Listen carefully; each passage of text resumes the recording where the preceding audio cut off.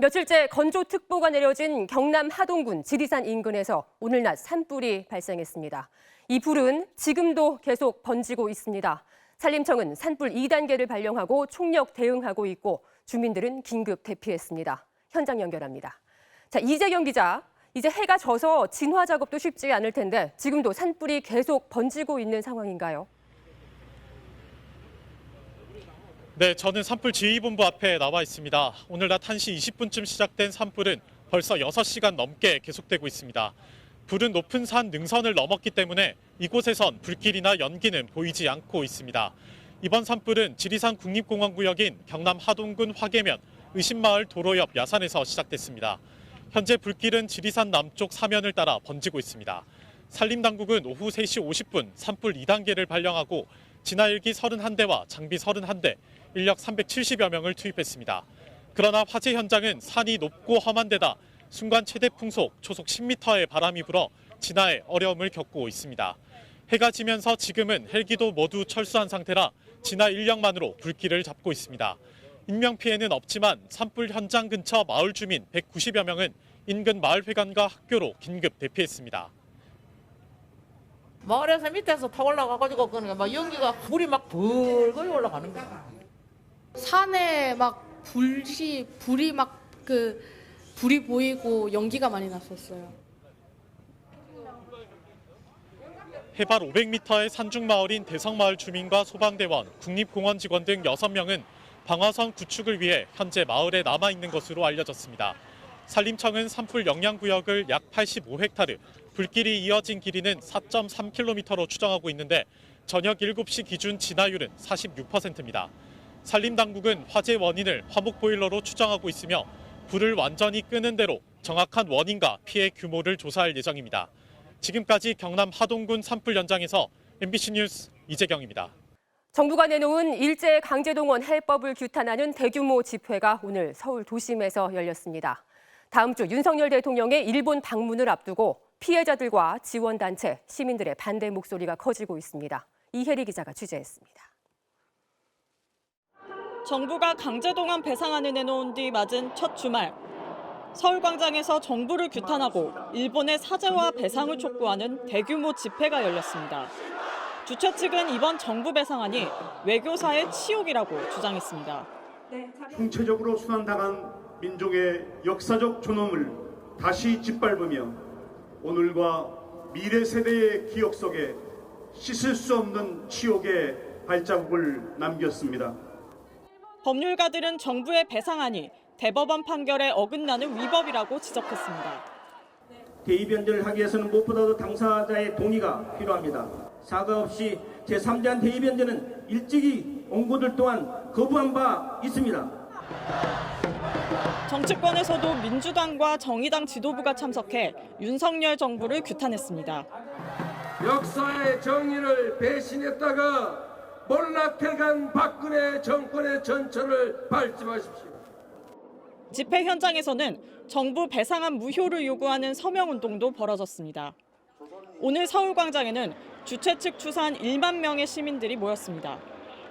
저는 그 양금도 할머니의 피해자 혼자 두고 싶지 않습니다. 저는 그분과 함께 저희 아이가 살아갈 나라에서 반드시 이 잘못된 것을 바로잡고 싶습니다.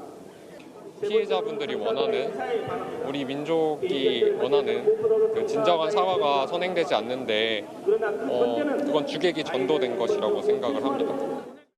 주최 측은 일본에서 열릴 한일 정상회담을 하루 앞둔 오늘 15일에도 일본의 사죄와 배상을 요구하는 기자회견을 개최할 예정입니다. 부산과 광주에서도 시민단체들이 집회를 열고 정부의 배상안 철회를 요구했습니다. MBC 뉴스 이혜리입니다.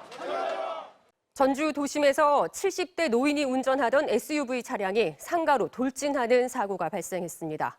이 과정에서 차량 석 대를 들이받고 2명이 중상을 입었는데 운전자는 급발진을 주장하는 것으로 알려졌습니다. 박혜진 기자가 취재했습니다. 신호등이 없는 오거리. 직진하던 SUV 차량이 갑자기 빠른 속도로 상가를 향해 돌진합니다. 직진을 하기 위해 멈춰있던 검은색 승용차를 먼저 들이받은 뒤 또 다른 도로에서 천천히 우회전하려던 회색 승용차와도 강하게 충돌합니다. 사고 충격으로 한 바퀴를 회전한 회색 승용차는 뒤에 있던 1톤 화물차와 다시 충돌합니다. 부엌에 있는데 갑자기 와장창창 막 지진하듯이 그래가지고. 이 모든 것은 불과 3초 만에 벌어졌습니다. SUV 차량이 속도를 줄이지 못하고 그대로 상가로 돌진하면서 벽과 문은 부서지고 카페 내부는 아수라장이 됐습니다. 차가 속도를 안 줄이더라고요. 그다음에 차 제어를 못 하셨는지 이 옆쪽으로 지나가다가 쪽으로 틀으셨어요. 이 사고로 70대 SUV 차량 운전자가 얼굴과 허리 등을 크게 다쳤고 피해 차량 운전자인 40대 여성도 중상을 입고 병원에서 치료를 받고 있습니다. 당시 상가 안에는 직원 한 명이 있었는데 다행히 다치진 않았지만 운전자는 급발진을 주장하고 있는 것으로 알려졌습니다. 급발진이 있었다네요. 급발진으로 그랬다네요, 그게. 경찰은 사고 차량의 블랙박스와 인근 CCTV 등을 확보해 급발진 등 모든 가능성을 열어놓고 사고 경위를 조사하고 있습니다. MBC 뉴스 박혜진입니다. 오늘은 후쿠시마 원전 폭발의 원인이 된 동일본 대지진이 발생한 지 12년째 되는 날입니다. 일본 정부는 주변 국가들의 반대에도 불구하고 조만간 원전 오염수를 바다로 흘려보낸다는 계획인데요. 오염수를 흘려보낼 해저 터널 공사도 이제 거의 마무리했습니다. 문제는 오염수 방류가 몇 년 안에 끝나는 게 아니라는 점입니다. 우리 수산업계도 걱정이 크지만 누구보다 일본 후쿠시마 어민들은 깊은 좌절감에 빠져 있습니다. 도쿄에서 현영준 특파원이 보도합니다. 흉물스런 후쿠시마 원자력 발전소의 모습은 12년이 지났지만 그때 그대로입니다. 바로 옆엔 후쿠시마 원전에서 나온 냉각수, 즉 방사능 오염수를 저장한 탱크가 어림잡아 1000개가 넘습니다. WBC 경기가 열렸던 도쿄돔을 가득 채우고도 남을 양인데 올 여름이 되면 오염수를 저장할 탱크들이 모두 차버립니다. 일본 정부는 더 이상 오염수를 저장하지 않고 바다로 버리겠다는 계획인데 오염수 방류를 위한 해저 터널 공사가 사실상 마무리됐습니다. 후쿠시마 원전 앞바다 1km쯤 떨어진 곳엔 방수구 구조물 일부가 해수면 위로 빼꼼히 올라와 있습니다. 대부분의 방사능 물질은 다핵종 제거 설비로 처리한 뒤 흘려보내지만 삼중 수소는 걸러지지 않아 바닷물로 농도를 희석해 그냥 버립니다. 이 오염수 방류가 곧 시작되는데 문제는 언제 끝날지 모른다는 겁니다. 保護者難はなくなるんですよ、いつかは。慌てる必要はないんですよ、今。海は仕事場だから、何十年か後に実害と時代だったら、誰が責任を負うんですかってことですよ。 일본 정부와 도쿄전력은 후쿠시마 원자력 발전소를 오는 2051년까지 폐쇄할 계획인데 최소한 앞으로 28년 동안 오염수를 계속 바다에 버려야 합니다. 지금 계획은 30년이거든요. 그런데 일본이 폐로 과정이 굉장히 지금 지연되고 있어요. 그래서 제가 보기엔 30년이 60년 정도 될 수도 있고. 지난달 우리나라 해양과학기술원과 원자력연구원은 일본이 삼중수소 오염수를 방류해도 한국에 피해가 거의 없다는 시뮬레이션 결과를 내놨습니다. 일본에선 이 뉴스가 크게 보도됐고 내심 한국 정부가 오염수 방류를 문제 삼지 않을 걸로 기대하는 분위기입니다. 도쿄에서 MBC 뉴스 현영준입니다. 가파르던 서울의 집값 하락세가 주춤하고 있습니다. 일부 아파트이긴 하지만 매매가가 다시 조금 오른 곳도 있는데요.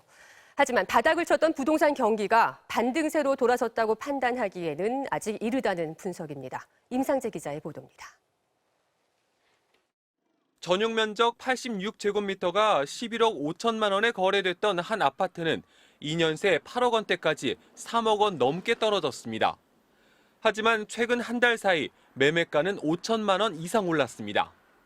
부동산 규제 완화 이후 거래 회복 조짐에 급매물마저 없어지면서 주택 가격이 오른 겁니다. 급매물들이 조금 소화되면서 찾는 사람들이 조금 늘어난 것 같습니다. 급매물들이 소진되니까 이제 그 파시는 분이 조금 더 높은 가격에 내놓으시고. 지난달 서울 아파트 거래량은 1,921건으로 재작년 10월 이후 16개월 만에 가장 많았고 아파트를 사려는 수요 심리는 더 높아졌습니다. 분양 시장도 달라지고 있습니다. 실제 지난 8일 진행된 서울 둔촌주공 재건축 아파트의 무순위 청약에는 4만 명이 넘게 몰렸습니다. 경쟁률은 46대 1이었습니다. 하지만 냉랭했던 부동산 시장이 다시 반등세로 돌아섰다고 보기엔 이르다는 분석입니다. 서울과 달리 지방은 여전히 아파트 매수 심리가 더 떨어졌습니다.